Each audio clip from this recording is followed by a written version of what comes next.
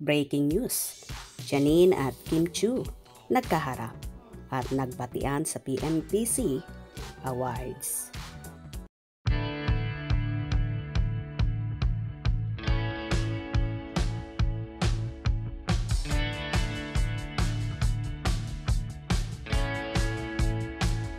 Kinaloka nga ng mga fanay ang pagkaharap ng Asian's rising star na si Janine Gutierrez at ang multimedia idol na si Kim Chiu sa naging event para sa 38th PMPC Award for Television kung saan nakatanggap ng awards si Janine Gutierrez bilang Best Supporting Actress sa hit serye nilang Lavender Fields.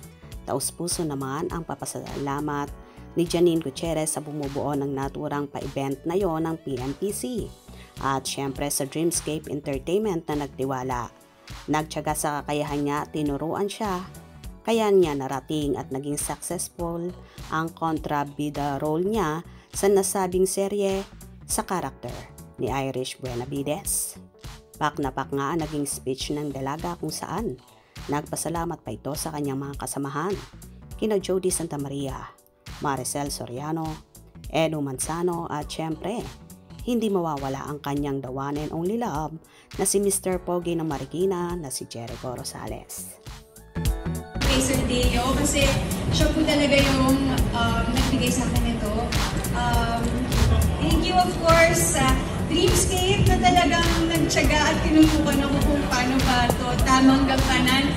Thank you to Ate Jody, Ate Jolens, Inay Maria, Echo, and Tito Edu, at syempre sa lahat po ng patuloy na sumusuporta sa mga programa ng ABS-CBN. Maraming salamat.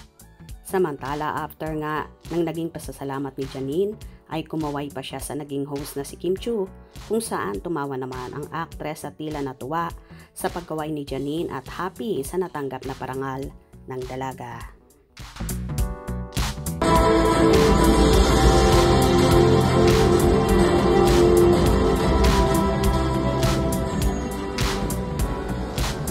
Gabi po at maraming salamat po dahil nandun po ako may uuwi. Thank you and salamat po sa PMPC. Thank you po.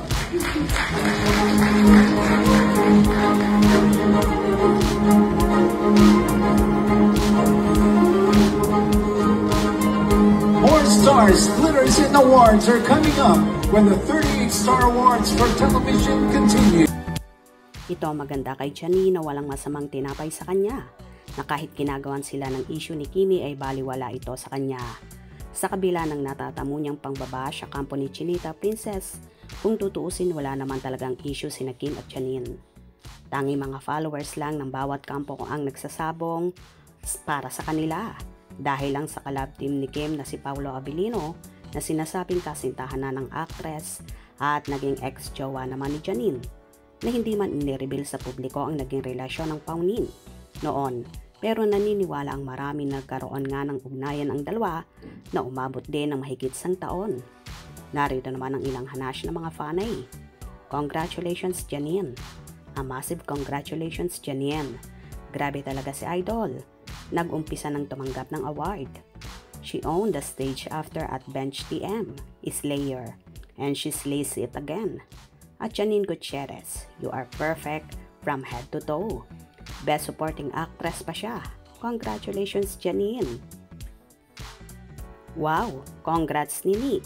After mag-trending sa Bench Body of Work, now, Best Supporting Actress with bonus pa.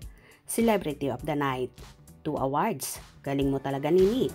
Kapag kinakawawa, yan naman mga kapalit na blessings. God is good to Janine. Very humble kasi. Sure, very proud na naman si Baba Jericho niya. More blessings to come. Ang ilan sinasabi pang sa kabila ng pambabash kay Janine na deadma lang ang dalaga, ay patuloy naman at umuulan ang mga biyaya sa Asia's rising star.